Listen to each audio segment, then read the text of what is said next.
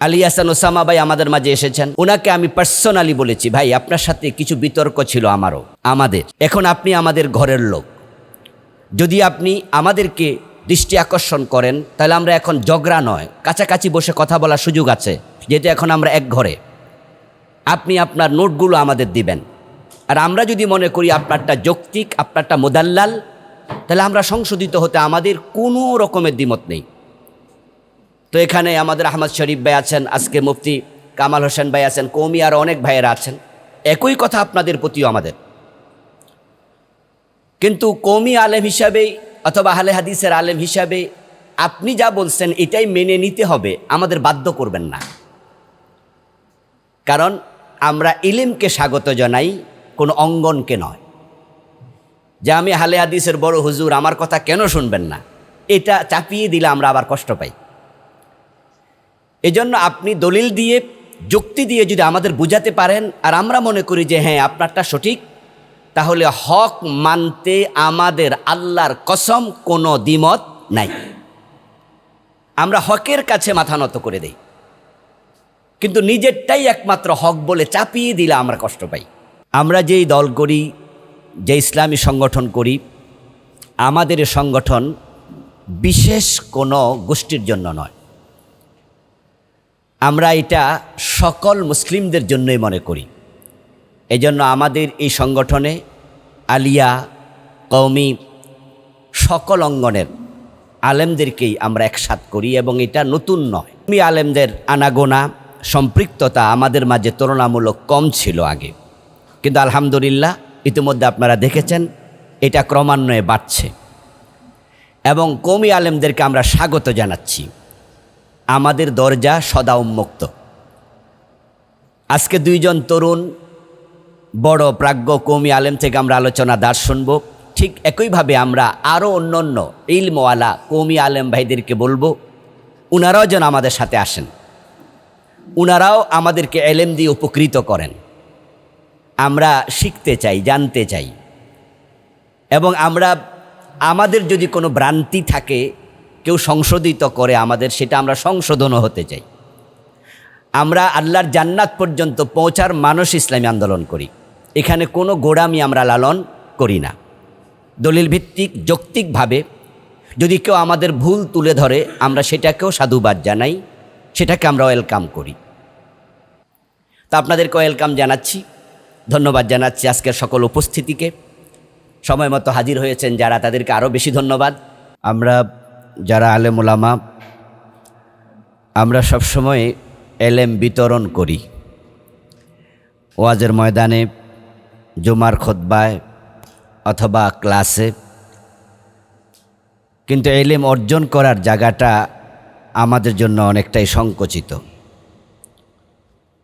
আমরা ছাত্রজীবনে যে পরিমাণ বই নিয়ে বসে থাকতাম, কর্মজীবনে আসার পর বইয়ের সাথে সম্পর্ক আমাদের দিন দিন অনেকেরই কমে যায় বিভিন্ন বাস্তবতার কারণে।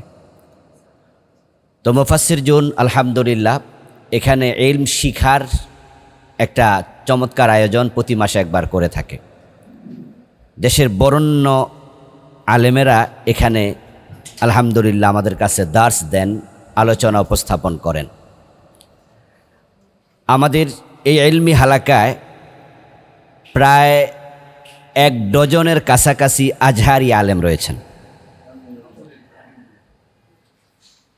এবং মদিনা বিশ্ববিদ্যালয় থেকে ফারেগ এমন কয়েকজন আছেন। আজকেও আমাদের আনম রশিদ আহমদ মাদানী উস্তাজ, উনি আমাদেরকে দার্স দেবেন, আলোচনা উনি শোনাবেন। এখান থেকে আমরা প্রতি মাসেই কিছু না কিছু নতুন করে আমাদের ইলমি জগতে আমরা কিছু ইদাফা করতে পারি, সংযোজন করতে পারি। আজকে আপনাদেরকে শুরুতে আমি একটি সুসংবাদ দিচ্ছি, সেটা হচ্ছে আমরা আজকে দার্স এবং আলোচনা শুনব 2 জন নতুন মেহমান থেকে, এবং 2 জনই কওমি অঙ্গন থেকে আমাদের মাঝে এসেছেন। আমাদেরকে আজকে দার্স শোনাবেন একটি কওমি মাদ্রাসার সম্মানিত মুহতামিম মুফতি কামাল উদ্দিন ভাই। উনি আখলাকে হাসানার উপরে আমাদেরকে আজকে দার্স শোনাবেন। আলোচনা শোনাবেন কওমি অঙ্গনের আরেকজন নক্ষত্র, বর্তমান সময়ে সোশ্যাল মিডিয়ায় যার আলোচনা চমৎকার সাড়া পেলেছে। অত্যন্ত দলিলভিত্তিক ক্ষুরধার যুক্তির মাধ্যমে তিনি বিভিন্ন বিষয়ে আমাদেরকে সোশ্যাল মিডিয়ায় জানান দেন। ওনার উপস্থাপনা তিনি উপস্থাপন করেন, তরুণ আলেম। এবং আমি ওনার ইলমি আলোচনা থেকে যতটুকু দেখেছি যে তিনি একজন মুদাক্কিক এবং তিনি আলহামদুলিল্লাহ ইলমের ব্যাপারে তার যথেষ্ট অমুক রয়েছে। মহতারাম মুফতি আহমদ শরীফ হাফেজাহুল্লাহ, উনি আমাদেরকে আজকে ভ্রাতৃত্বে বিভাজন ও তার সামাজিক কুফল সম্পর্কে আলোচনা শোনাবেন। পেশায় একজন আইনজীবী হওয়ার কারণে যখন হাসিনার নির্যাতনের জোর বাড়তে থাকলো, জেলখানায় আইনজীবী হিসেবে এতবার যেতাম, মাঝে মাঝে আমরা আইনজীবীরা দুষ্টুমি করে বলতাম যে বাংলাদেশের ধনাঢ্যরা সেকেন্ড হোম করেন মালয়েশিয়াতে।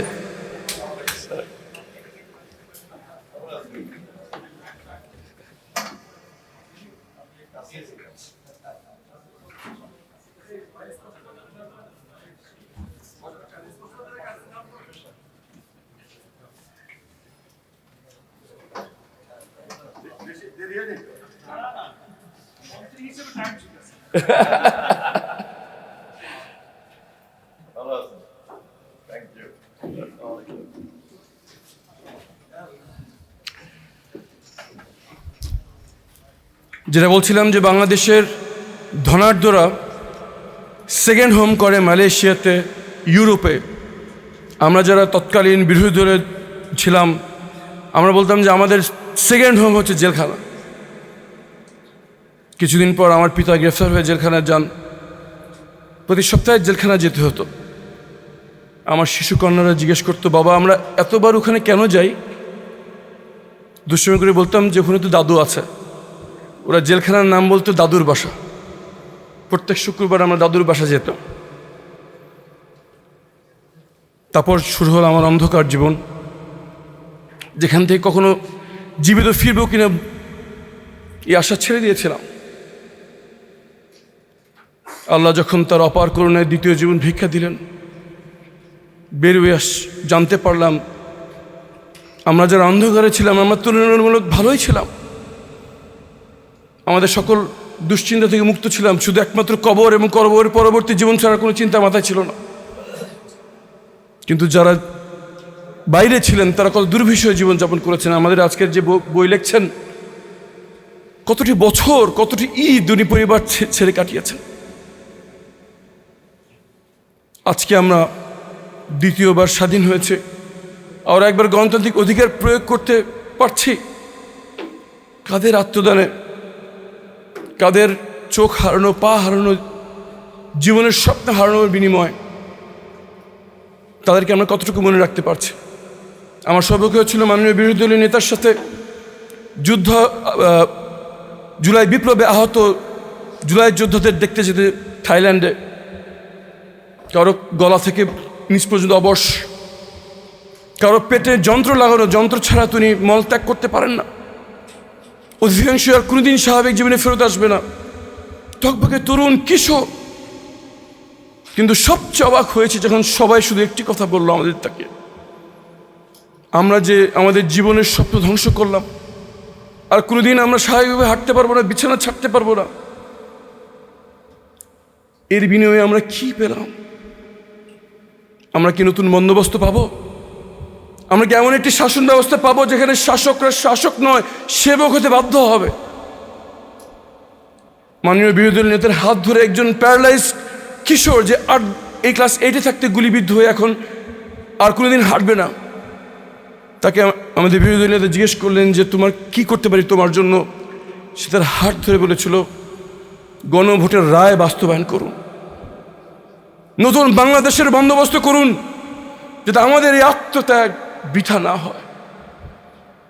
মাননীয় মন্ত্রী এখানে উপস্থিত আছেন, আপনাদের মধ্যে সারা দেশবাসী এবং সারা বিশ্বে অবস্থানত প্রবাসী থেকে বলতে চাই,